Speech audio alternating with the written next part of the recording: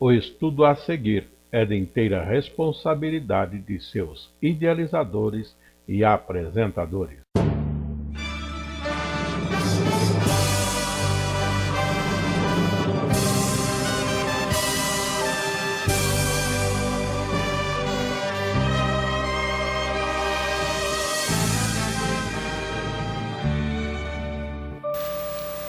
Nossa lição de hoje é o capítulo 3 da segunda carta de Pedro.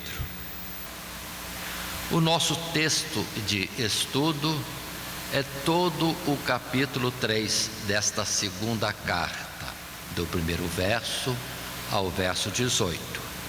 Não estaremos lendo este texto agora, porque o faremos durante o desenvolvimento da nossa lição. O texto áureo para nós é o verso 11 do primeiro capítulo de Atos dos Apóstolos. Verso esse que assim diz: varões galileus, por que estáis olhando para o céu? Esse Jesus que dentre vós foi recebido em cima no céu, há de vir, assim como para o céu o vistes ir. Aí está o nosso texto áureo, e estaremos entrando na nossa lição, que será discorrida em 3 tópicos, no desenvolvimento, com os títulos: despertando o ânimo sincero dos irmãos, meditando, considerando os versos de 1 a 7. Um segundo tópico: a consumação de todas as coisas, verso 8 até o verso 13. E o último tópico, terceiro, exortações finais à igreja, verso 14 até o verso 18.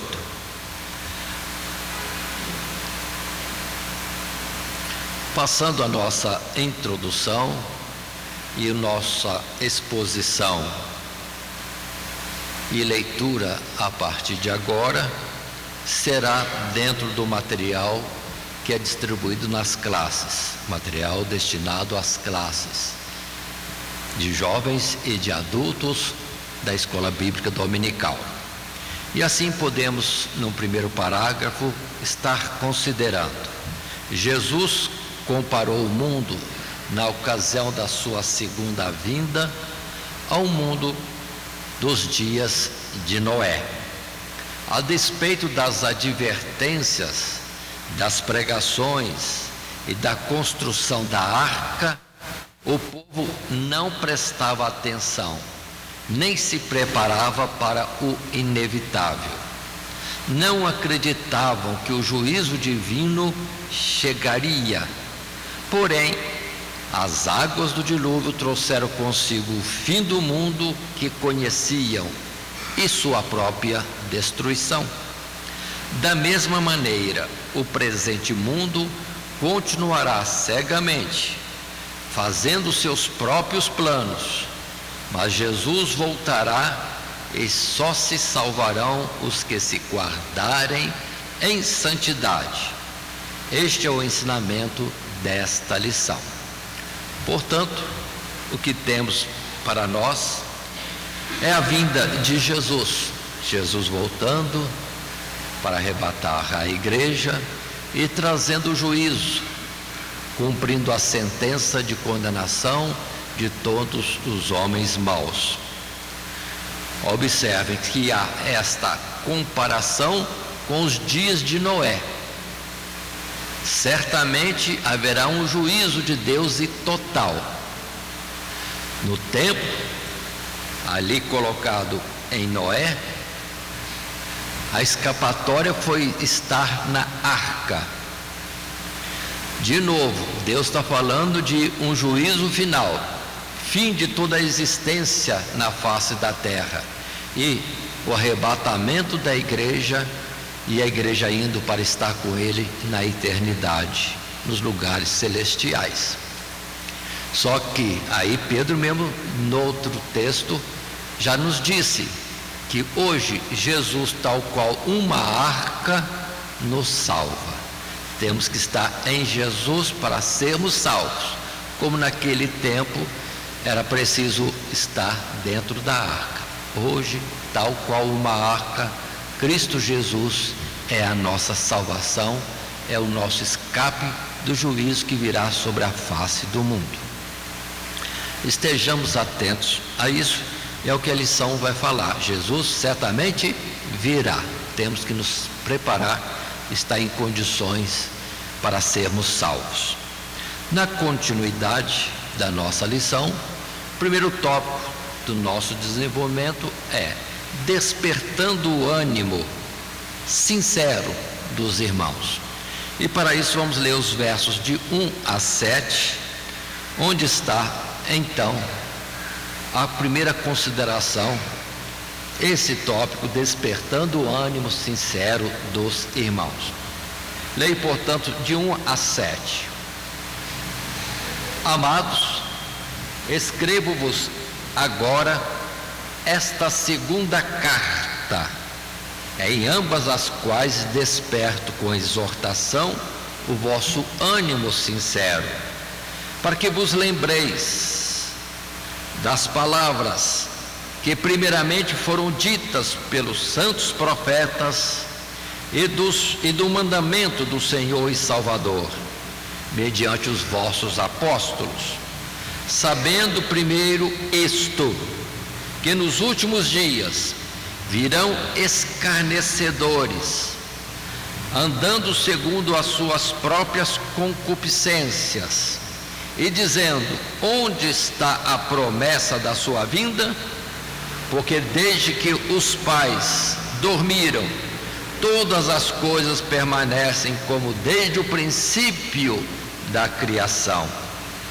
Eles voluntariamente ignoram isto, que pela palavra de Deus, já desde a antiguidade, existiram os céus e a terra, que foi tirada da água, e no meio da água subsiste, pelas quais coisas pereceu o mundo de então, coberto com águas do dilúvio.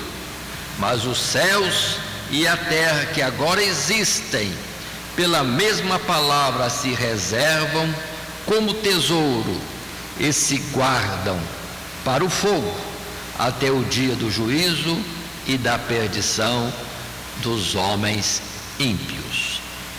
Muito bem, aí está o texto bíblico falando bem claro que Jesus certamente virá.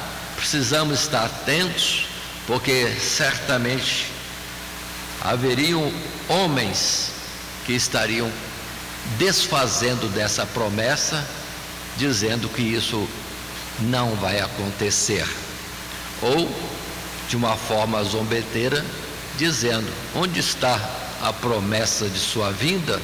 Porque as coisas continuam do mesmo jeito, e poderíamos colocar agora há quase 2000 anos as coisas estão transcorrendo, a vida na face da terra tem continuidade, e a vinda de Jesus. Mas consideremos, num primeiro parágrafo do nosso material de classe, o que aí temos, e assim leio. Neste capítulo, Pedro refere-se aos leitores como amados, aqueles que alcançaram uma fé preciosa e que são participantes do amor de Deus. Ainda que os destinatários conhecessem e estivessem firmes na verdadeira graça de Deus, a salvação em Jesus Cristo, Pedro sente a necessidade de despertar com exortação o ânimo sincero de seus leitores.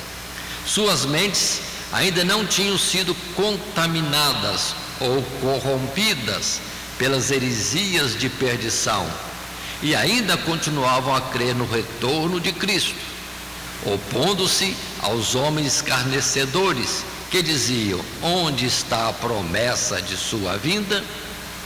Muito bem, pela forma de Pedro colocar, ele não está combatendo uma heresia que existia ali entre aqueles com quem ele trabalhava, ou as ovelhas que ele pastoreava, mas ele está preocupado, sabendo que viriam homens que estariam se opondo ou desfazendo das palavras de promessa da vinda de Jesus. Se nós observarmos, Pedro já fala, Paulo já fala um pouco diferente, quando diz que já havia homens que estavam dizendo que a ressurreição já tinha acontecido, ou seja, como se Jesus já tivesse se manifestado, retornado, e a ressurreição já aconteceu, mas era heresia, e Pedro não é este assunto, mas ele preocupa-se. Haverá homens falando em contrário, estejam atentos. Muito bem, quanto à vinda de Jesus, podemos saber muito claro que é uma certeza. Em Mateus 24, verso 27, mais alguns versos que proponho estar lendo com os amados irmãos, é claro, Jesus sempre falou dessa sua vinda. Por exemplo, aqui, porque assim como o relâmpago sai do Oriente e se mostra até ao Ocidente, assim será também a vinda do Filho do Homem.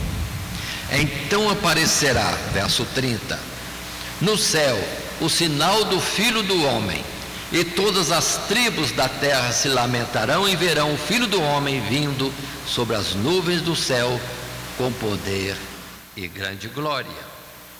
Continuando, e ele enviará os seus anjos com rijo clamor de trombeta, os quais ajuntarão os seus escolhidos desde os quatro ventos, de uma a outra extremidade dos céus.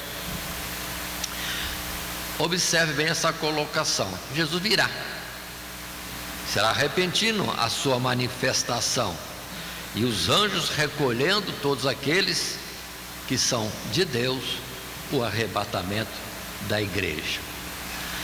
Como também Apocalipse 22, verso 20, o finalizando aquela carta que João recebeu a ordem de escrever para nós, a palavra é esta: aquele que testifica estas coisas diz, certamente cedo venho. Amém. Ora vem, Senhor Jesus. Agora, cuidado. Ora, certamente cedo venho. Alguém poderia dizer, mas 2000 anos é cedo? Agora eu pergunto, aqueles que estiveram ouvindo João falar esta palavra, por acaso existem? Não existem mais, porque temos que entender que o recolhimento das nossas vidas poderá não ser no juízo final, na vinda de Jesus, mas esta colheita já está sendo realizada dia a dia. Se formos computar quantos estão sendo recolhidos no dia de hoje, são milhares e milhares de pessoas sendo recolhidas. Se somarmos as estatísticas dos que são acidentados, dos que recebem um choque de um assalto e alguma coisa assim, os que estão indo por enfermidades ou simplesmente pelo avançado dos anos, são milhares e milhares a cada dia que estão sendo recolhidos. Temos que entender isso. E a hora que despertarem é a vinda de Jesus, porque no tempo que morreram e até Jesus vir trazendo a ressurreição para o juízo, ninguém vai saber quanto tempo passou. Vai ser dormir e acordar no tempo que isso vai acontecer. Até mesmo poderemos dizer de Abel, o primeiro a morrer na face da terra, já está no pó, mas quando Jesus vier vai ser como que ele está despertando de uma pedrada na cabeça e vai procurar o Caim. Caim, por que você me deu uma pedrada? Aí vai se admirar, peraí, o que está acontecendo? Não é mais uma população pequena do tempo dele, são bilhões e bilhões e bilhões comparecendo diante do juízo de Deus. Então estejamos atentos a isso. Então Jesus virá, só que muitos são recolhidos antes. E vamos entender, a maioria é recolhida antes. Uns poucos ficarão para o dia da vinda de Jesus. Quantos? Eu não sei dizer, mas poderíamos dizer que dos que morreram antes de Jesus vir, pode ser. E os que vão ressuscitar no dia da vinda de Jesus estarão vivos? Vamos colocar, dos que vão estar vivos, apenas um, em proporção, 1 por 1000. Então a ênfase maior nem é quando Jesus vier. A ênfase maior para nós, para a igreja, é a cada dia, porque ninguém sabe em que momento. Ou como uma forma, aquela palavra que Jesus disse a respeito do rico: esta noite pedirão a tua alma. Pronto. Isso para, naquele caso, o injusto, mas para nós também serve.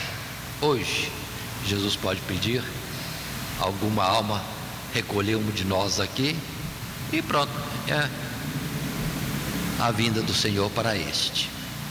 Precisamos estar atentos a isso. Mas consideremos outro ponto que eu quero falar aqui neste momento. Jesus certamente virá. Para isso nós temos toda a Escritura mostrando quantas coisas Deus falou antes, e todas elas cumpriram o devido tempo. O dilúvio foi um caso, mas depois, sucessivamente, Deus fala e no tempo certo acontece. Para Abraão: peregrina será tua semente em terra estranha.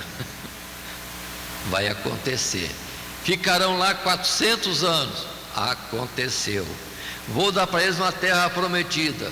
Já deu para eles Canaã. E assim sucessivamente, através dos anos, Deus sempre falou e Deus sempre cumpriu. Em particular, da primeira vinda de Jesus, a promessa de vir um Redentor, um Libertador, ungido de Deus, o Cristo de Deus, o Messias de Deus. E quando Jesus veio, quem estava esperando? Veio. Foi como que de repente, só que Jesus veio para ficar no tempo da sua vida na carne. Mas a próxima vinda vai acontecer e será como relâmpago. Mas Jesus certamente vem. Continuando um pouco mais no nosso texto, num segundo parágrafo, despertando o ânimo sincero dos irmãos, temos: Pedro lembra aos leitores que sua mensagem não consistia de fábulas artificialmente compostas, mas estava centralizada em Cristo, ou Jesus Cristo. Suas palavras estão em consonância com as palavras ditas pelos santos profetas, no mandamento do próprio Senhor e Salvador, e alinhadas com os ensinos dos apóstolos, as testemunhas da verdadeira graça. Essas afirmações demonstram que os ensinos da primeira e segunda epístola de Pedro têm em comum o apelo à autoridade dos profetas e dos apóstolos, e ainda salientam reiteradamente a esperança pela segunda vinda de Cristo, com uma das verdades fundamentais. Por isso mesmo, lembremos que toda ceia, todo ato de ceia quase que comum em todas as instituições religiosas cristãs, Jesus dizendo: toda vez que comerdes, toda vez que beberdes, fazei isso em memória de mim, até que eu venha. Pronto, é determinativo isso. Muito bem. Aí temos, por exemplo, relembrando as palavras de Pedro no capítulo 1, ele disse no verso 4, no verso 19, no verso 21, e assim leio esse texto bíblico: pelas quais, falando das promessas, ele nos tem dado grandíssimas e preciosas promessas, para que por ela fiqueis participantes da natureza divina, havendo escapado da corrupção que pela concupiscência há no mundo. E temos muito firme a palavra dos profetas, a qual bem fazeis em estar atentos, como uma luz que alumia em lugar escuro, até que o dia esclareça e a estrela da alva apareça em vosso coração. Porque a profecia nunca foi produzida por vontade de homem algum, mas os homens santos de Deus falaram inspirados pelo Espírito Santo. Então, o que estamos colocando e chamando como argumentação neste texto, que é esse cuidado, é o que está escrito, que os profetas disseram, e que certamente o que vai acontecer, porque Deus é que determinou, não é coisa que homens possam estar tendo controle. Quanto à vinda de Jesus, ele mesmo disse que ninguém sabe, mas somente o Pai sabe. Mas está tudo escrito, e até em Apocalipse, por exemplo, capítulo 14, fala claramente da colheita final. Jesus nas nuvens e a foice fazendo a colheita dos frutos da terra.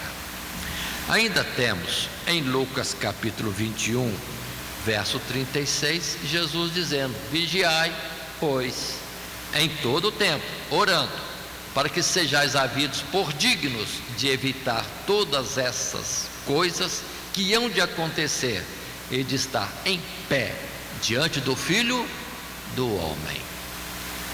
Alerta de Jesus.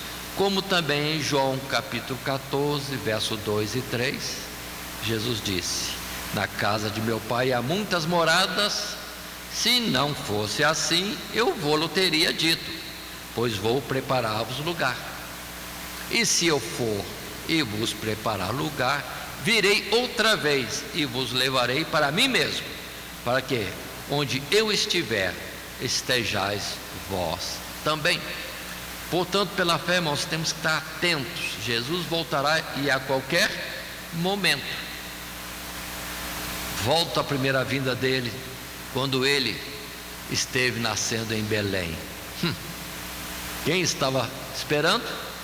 Magos no Oriente. Simeão, sacerdote, um sacerdote, e Ana, a profetisa. Quantos? Poucos. E quando Jesus vier, disse ele, acharei fé na terra. Então, portanto, mas é algo sério. Mas volto ao princípio. A gente fala muito no modelo da vinda de Jesus nas nuvens do céu, mas ele pode vir a qualquer momento, e este fato é o mais comum. Gerações e gerações, sem conta, estão sendo recolhidos na morte, indo para o pó, para aguardar a ressurreição do último dia. E quem vai estar vivo quando Jesus vier? Uma pequena fração de todo o povo que habitou na face da terra. Então, o momento nosso agora é mais sério e urgente do que uma vinda de Jesus, que ninguém sabe quando será. Mas quando ele nos chamar para si, é a vinda dele para cada um em particular.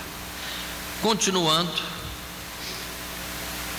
um terceiro parágrafo, ainda nesse tópico, despertando o ânimo sincero dos irmãos, Pedro adverte que os incrédulos zombam das preciosas promessas de Deus e da demora do retorno de Jesus Cristo, e afirma que o mundo foi criado da água, que dela depende, e que pela ação das águas do dilúvio foi destruído o mundo antigo. A convicção de Pedro é que, assim como o mundo antigo foi destruído pela água, assim também o mundo moderno será destruído pelo fogo, no dia do juízo e da perdição dos homens ímpios. Essa verdade está declarada pela mesma palavra de Deus. Vamos voltar um pouco. Quando houve um juízo na face da terra, vamos dizer assim, geral, global, as águas do dilúvio no tempo de Noé, foi água. O mundo foi acabado, destruído, transformado por águas. Mas logo Deus disse que não faria mais isso, de destruir toda a face da terra por águas. Mas temos agora um segundo modelo. Como será no dia da vinda de Cristo? Será como nos tempos de Ló, em Sodoma e Gomorra. Foi só Ló sair, fogo, e arruinou tudo, destruiu tudo. E como será então a vinda de Jesus? É só a igreja ser retirada e destruição deste presente mundo. É um ato seguido de outro. É a parábola do joio e do trigo. Vem a colheita do trigo, recolhe o trigo e fogo em tudo demais. Todo o joio será consumido pelo fogo. Então, observe bem essas duas colocações. Noé, nesse tempo, um juízo por águas, e depois em Ló, um juízo por fogo. E esse modelo é o mais correto para o tempo presente, para aquilo que nós estamos aguardando e que certamente vai acontecer. É o nosso verso 7, quando diz: mas os céus e a terra que agora existem, pela mesma palavra se reservam como tesouro e se guardam para o fogo, até o dia do juízo e da perdição dos homens ímpios.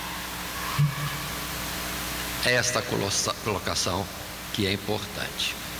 Agora, trazendo mais algum verso que pode nos ajudar na argumentação junto à classe, entre outros mais, Malaquias capítulo 4, verso 1, quando a palavra diz: porque eis que aquele dia vem ardendo como forno, todos os soberbos e todos os que cometem impiedade serão como palha, e o dia que está para vir os abrasará, diz o Senhor dos Exércitos, de sorte que lhes não deixará nem raiz e nem ramo. Palavra de Malaquias. E no tempo que havia um questionamento, e o juízo de Deus? E Deus não se precipitou. Jesus nem tinha vindo ainda. Calma, vai chegar o dia, vai chegar. E virá ainda. Mas 1 Tessalonicenses capítulo 5, Paulo escreveu e nos ajuda nessa argumentação, na exposição deste assunto. Mas irmãos, diz Paulo, acerca dos tempos e das estações, não necessitais de que se vos escreva, porque vós mesmos sabeis muito bem que o dia do Senhor virá como ladrão de noite. Pois que quando disserem a paz e segurança, então lhe sobrevirá repentina destruição, como as dores de parto àquela que está grávida, e de modo nenhum escaparão. Aqui estão estas palavras para nós entendermos. E coloquemos outra vez, preciso estar alertando, porque o que se fala hoje é muito alterado e diferente das Escrituras e daquilo que a igreja ensinava há uns 40, 50 anos atrás.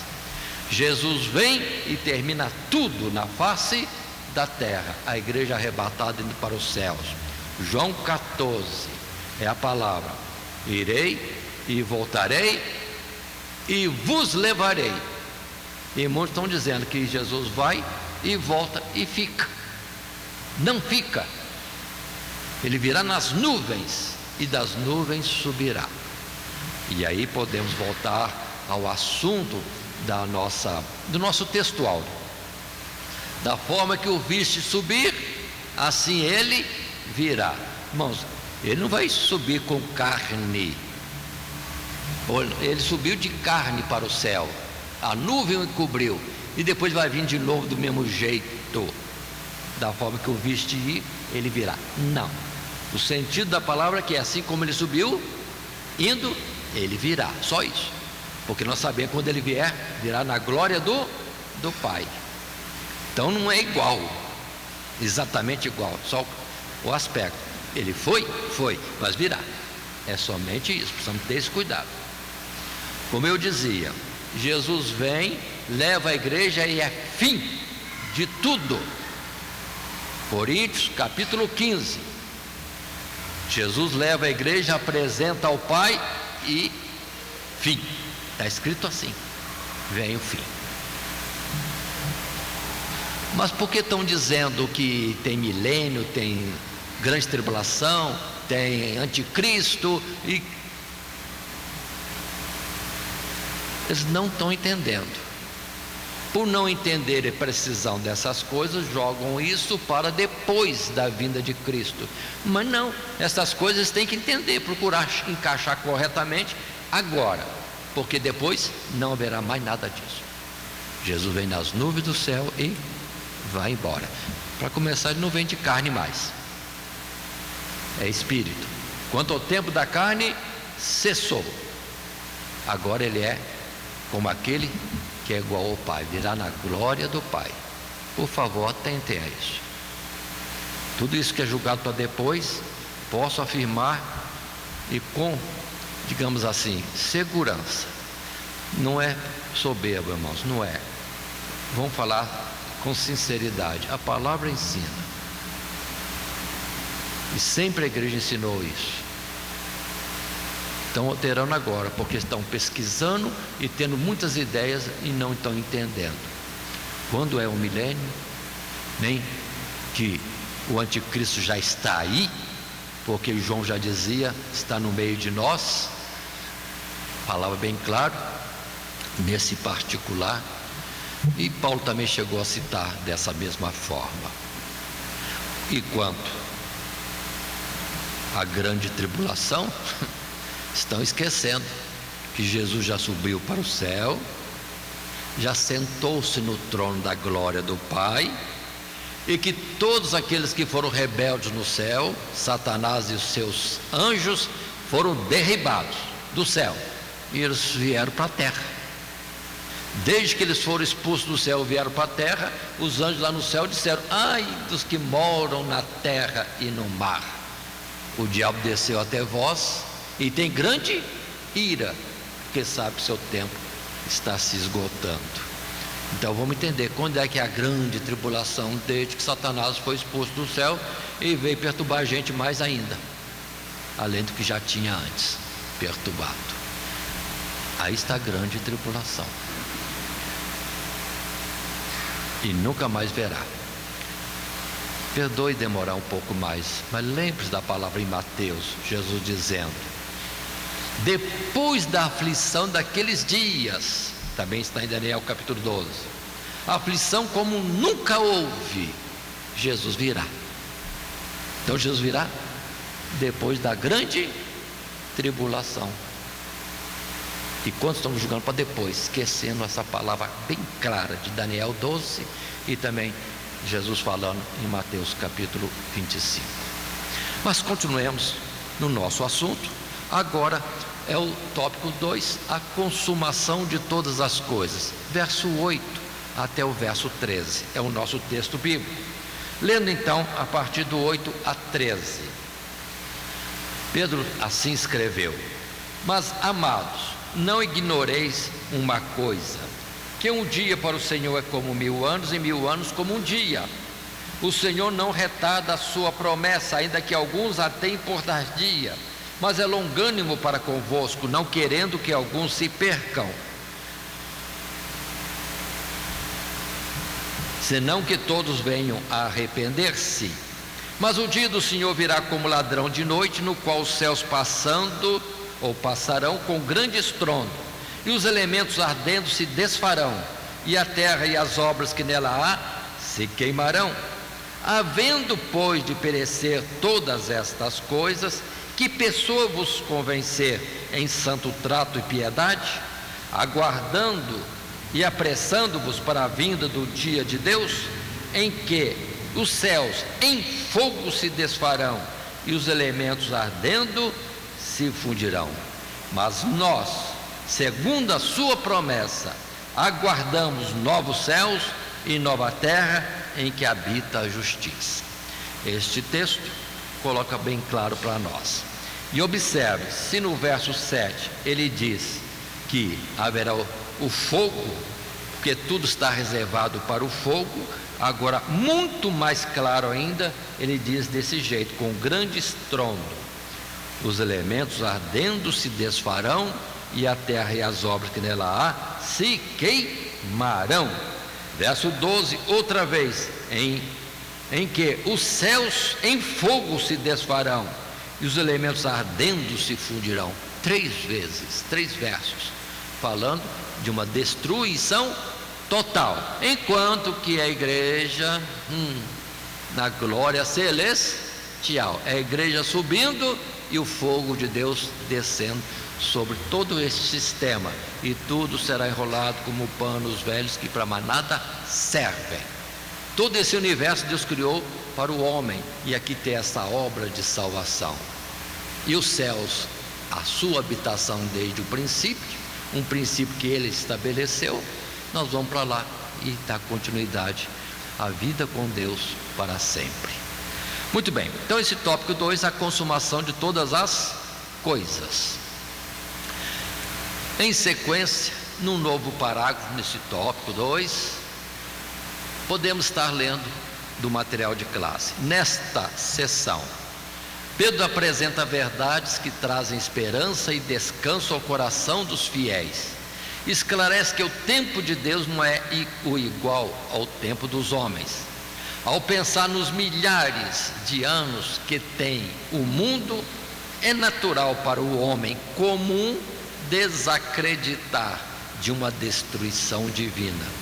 Entretanto, o cristão sente-se consolado em pensar que existe um Deus que tem a seu dispor toda a eternidade para trabalhar nela. Há consolo em lembrar que para Deus 1000 anos são como um dia. Pedro observa ainda que a aparente demora no retorno de Jesus deve ser considerada como uma oportunidade para a salvação dos perdidos. Isso demonstra o amor e a misericórdia do Todo-Poderoso e ainda a longanimidade de Deus, que não querendo que alguns se percam, mas que todos venham arrepender-se e voltar-se para Ele. Então é Deus que retarda, dando oportunidade a muitos, até nós mesmos, que às vezes estamos demorando a entrar na posição que Ele quer que estejamos. E quanta experiência nós temos de gente que Deus recolhe no leito da enfermidade e todo mundo fica sabendo de que está recolhido na enfermidade. Não é o caso geral, né? Estou falando de alguns casos. Para Deus tratar em particular com ele, preparando para levar. Dia a dia preocupado com o trabalho, com a família, com isso, com aquilo, nem dá atenção que Jesus está chegando, que Jesus está querendo levá-lo. Você põe no leito, pronto. Aí não tem trabalho, não tem que bater cartão, não tem que atender a família, não tem que ir ao supermercado, não tem nada. Presta atenção que eu quero falar contigo. E está escrito também em Jó dessa forma.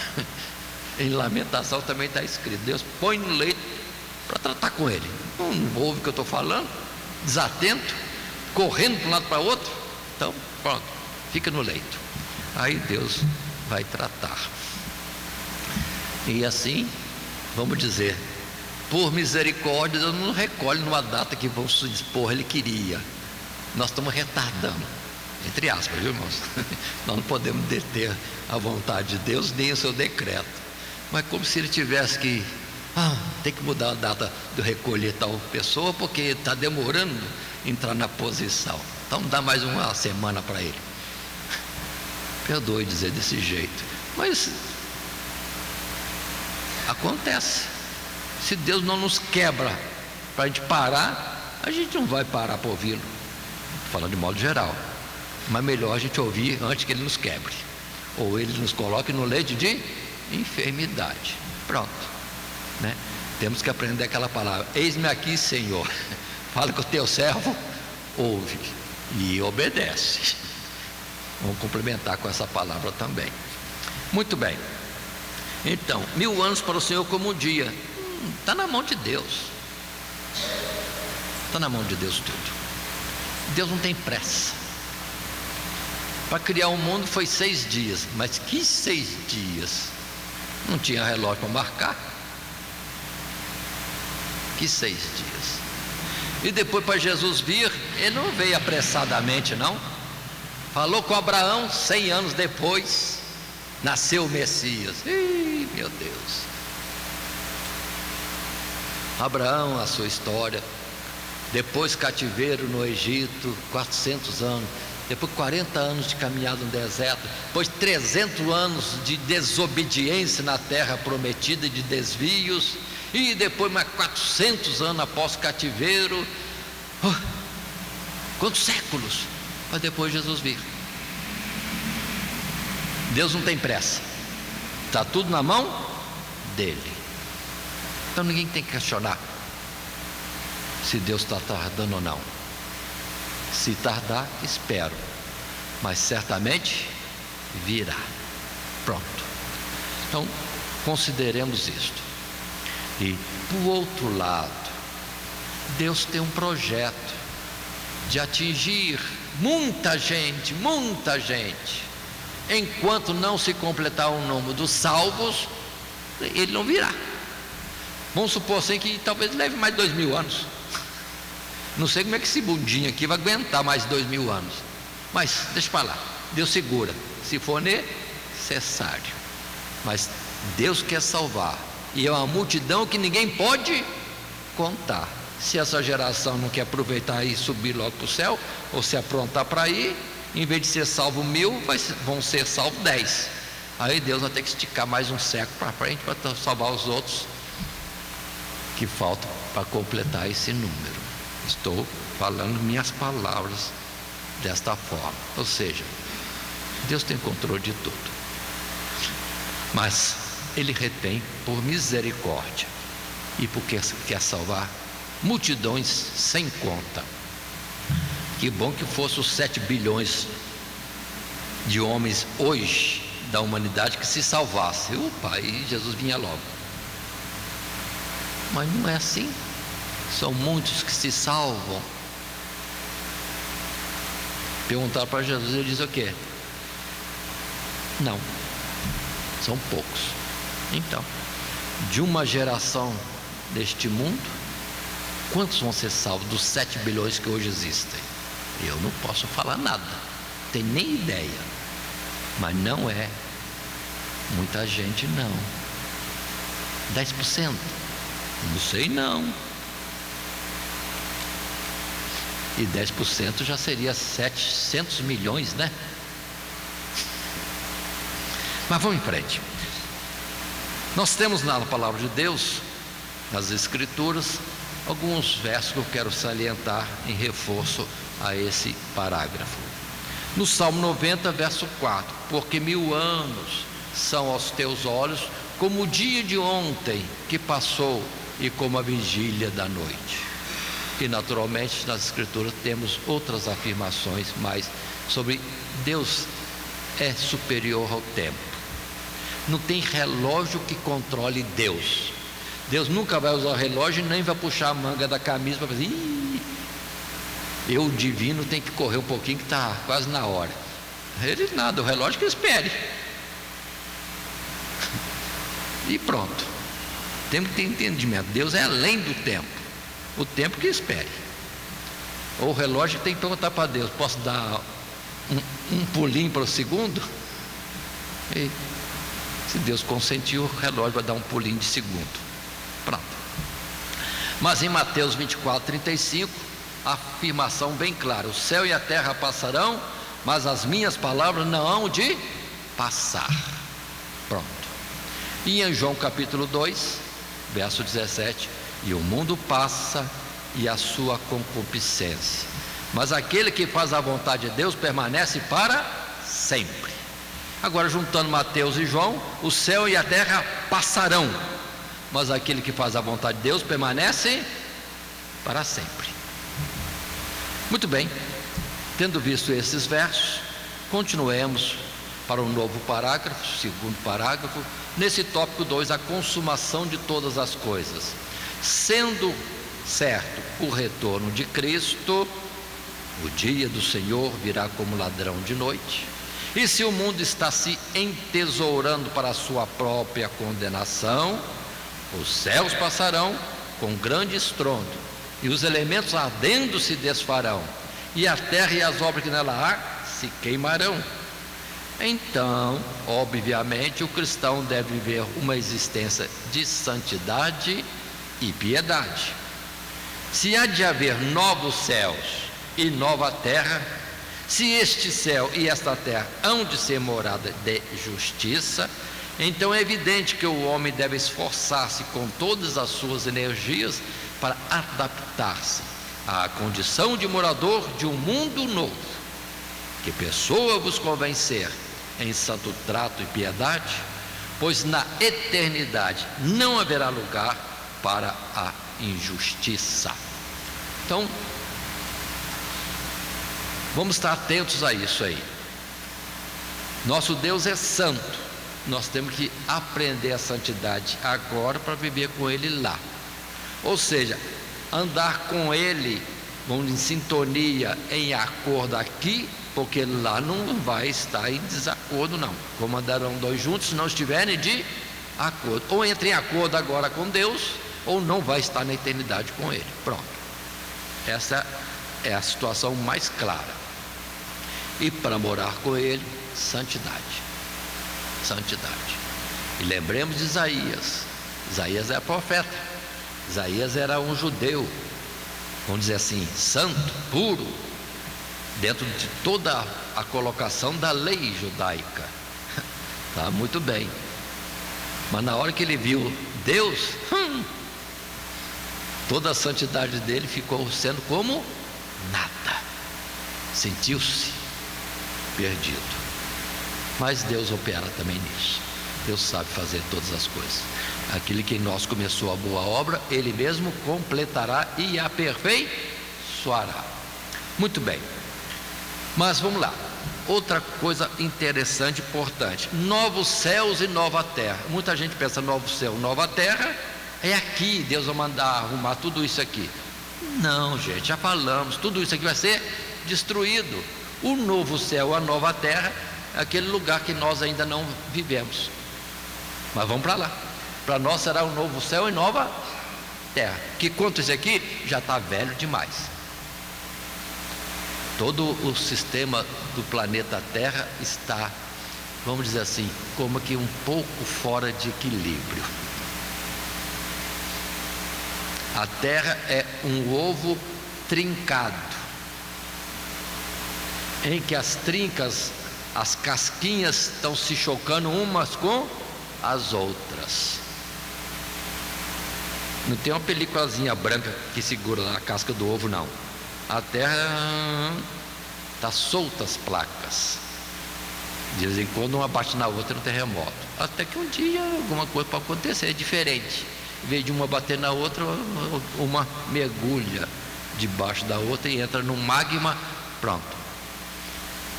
É algo tremendo que vai acontecer. Supondo que seja dessa forma. Não estou afirmando que é dessa forma que vai haver um fim do mundo. Que jeito tem muito para Deus pôr fim a esta humanidade. Assim como Ele fez vir fogo, não sei de onde, e enxofre, não sei de onde, para consumir cidades como Sodoma e Gomorra, Ele só aumenta a dose um pouquinho e dá para o mundo inteiro. Portanto, vamos entender. O novo céu e nova terra não é aqui, é em outro lugar. Para onde Ele diz que vou preparar-vos lugar, e virei e vos levarei. Então não é aqui. Estejamos atentos para isso. E observando mais um texto bíblico, nós temos em Lucas capítulo 21, verso 34 a 36, quando Jesus diz: E olhai por vós, para que não aconteça que o vosso coração se carregue de glutonaria, de embriaguez e dos cuidados da vida, e venha sobre vós de improviso aquele dia, porque virá como um laço sobre todos que habitam na face da terra, ou na face de toda a terra. Vigiai, pois, em todo o tempo, orando, para que sejais havidos por dignos de evitar estas coisas que hão de acontecer e de estar em pé diante do Filho do Homem. No passado, Jesus disse: não ficará pedra sobre pedra que não seja derribada. Quem acreditou nisso? E lá foi, o templo foi destruído, Jerusalém foi destruído, não ficou pedra sobre pedra. E nós somos testemunha disso, porque a ruína está entre nós até hoje. Continuando um pouco mais, tópico terceiro, exortações finais à igreja, verso 14 a 18. E faço a leitura: pelo que, amados, aguardando estas coisas, procurai que deles sejais achados imaculados e irrepreensíveis em paz. E tende por salvação a longanimidade do nosso Senhor, como também o nosso amado irmão Paulo vos escreveu, segundo a sabedoria que lhe foi dada, falando disto, como em todas as suas epístolas, entre as quais há pontos difíceis de entender, que os indoutos e inconstantes torcem, e igualmente as outras escrituras, para a sua própria perdição. Vós, portanto, amados, sabendo isto de antemão, guardai-vos de que, pelo engano dos homens abomináveis, sejais juntamente arrebatados e descaiais da vossa firmeza. Antes crescei na graça e conhecimento de nosso Senhor e Salvador Jesus Cristo. A Ele seja dada a glória, assim agora como no dia da eternidade. Amém. Portanto, após essa leitura, vamos para o nosso material, que é distribuído em classe. No primeiro parágrafo, podemos estar lendo: enquanto Cristo não retorna para buscar a sua igreja, Pedro ensina que os crentes devem procurar viver em santidade. Pedro aconselhou-os que se esforçassem, não desanimassem e nem se deixassem corromper pelas propostas pecaminosas deste mundo. Agindo assim, quando Cristo retornasse, eles seriam achados imaculados e irrepreensíveis em paz. Ele reforça que os planos de Deus não podem ser apressados, devido ao seu amor por todos aqueles a quem Ele quer que chegue a salvação. Tende por salvação a longanimidade de nosso Senhor. Um texto que quero deixar: Tiago capítulo 5, versos 7 e 8. Sede, pois, irmãos, pacientes até a vinda do Senhor. Eis que o lavrador espera o precioso fruto da terra, aguardando-o com paciência, até que receba a chuva temporã e serôdia. Sede vós também pacientes, fortalecei o vosso coração, porque já a vinda do Senhor está próxima. Está muito próximo. Mas Jesus pode vir daqui 200 anos. Bem, Jesus pode vir daqui 200 anos ou 2000 anos. Mas nós vamos esperar até lá? Não vamos mesmo. Então, para nós, a nossa ida já está muito próxima. Continuemos. Num segundo parágrafo desse tópico 3, exortações finais à igreja, Pedro, com humildade, salienta que, de fato, há pontos nas epístolas de Paulo que são difíceis de entender e que os indoutos inconstantes torcem para a sua própria ruína.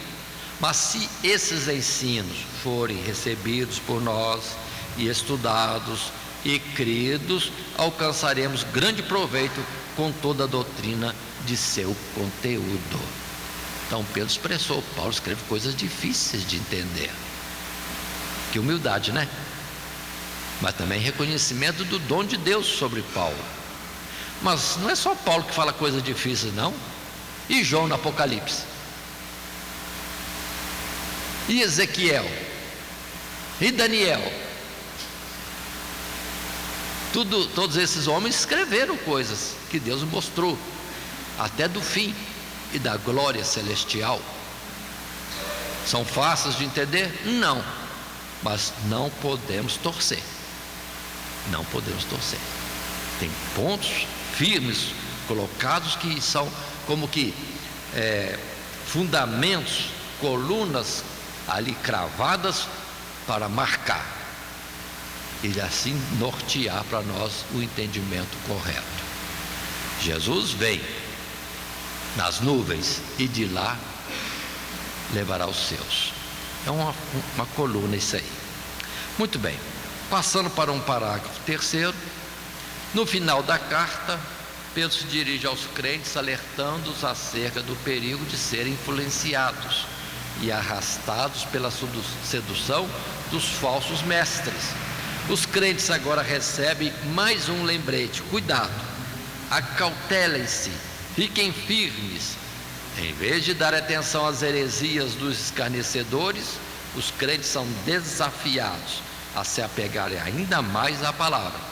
Quanto mais os crentes se alimentarem da palavra, mais eles crescerão na graça e conhecimento de nosso Senhor e Salvador Jesus Cristo. E em gratidão e reconhecimento, poderemos dizer: a Ele seja dada a glória, assim agora como no dia da eternidade. Então vamos estar atentos.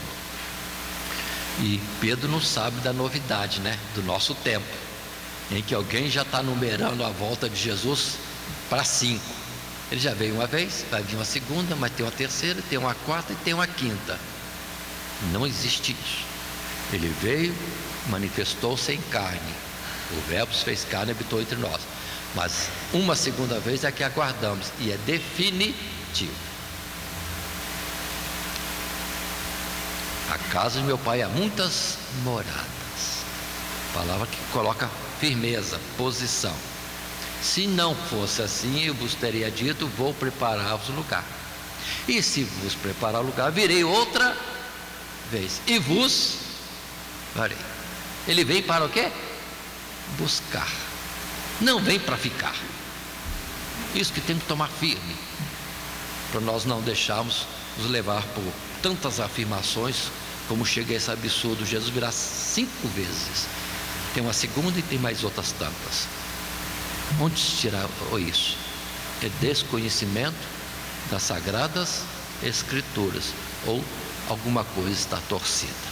Em João, na carta 1 de João, capítulo 3, verso 2 e 3, ele colocou: amados, agora somos filhos de Deus, e ainda não é manifesto o que havemos de ser, mas sabemos que quando Ele se manifestar, seremos semelhantes a Ele, porque assim como é, o veremos. E qualquer que nele tem esta esperança, purifique-se a si mesmo, como também Ele é puro. E aí temos outras palavras mais, Vigiai, guardai o bom depósito, tende azeite em vossas vasilhas. Olha aí, quantas palavras avisando sobre isso. E a palavra de Apocalipse também: quem é justo, faça a justiça ainda. Quem é santo, santifique-se ainda. Ou seja, é um processo de melhoria sempre. Muito bem, isso colocado, podemos estar concluindo o nosso estudo. E na conclusão do nosso estudo, só lembrar: a vinda do Senhor é certa e trará imensa alegria para o povo de Deus. Precisamos estar preparados para esse maravilhoso encontro e perseverar firmes enquanto ele não acontece. O progresso na fé, a santificação e a esperança deve reger nossa espera. Maranata, ou seja, Jesus vem. Isto posto, consideremos que temos na nossa lição de agora andado por 3 tópicos nesse nosso desenvolvimento, que são despertando o ânimo sincero dos irmãos, até o verso 7, a consumação de todas as coisas, em continuidade até o verso 13, e exortações finais à igreja, continuando, prosseguindo até o verso 18. E o nosso texto áureo, aí colocado: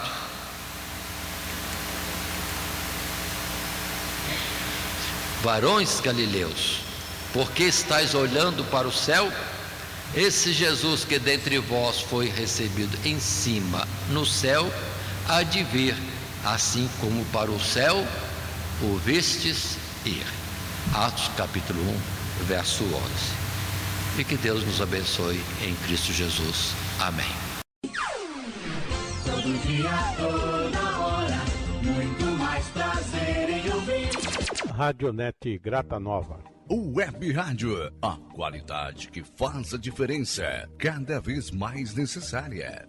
Rede Grata Nova de Evangelização. Acesse nosso site www.horadadecisão.com.br. Hora da Decisão, tudo junto, sem acento.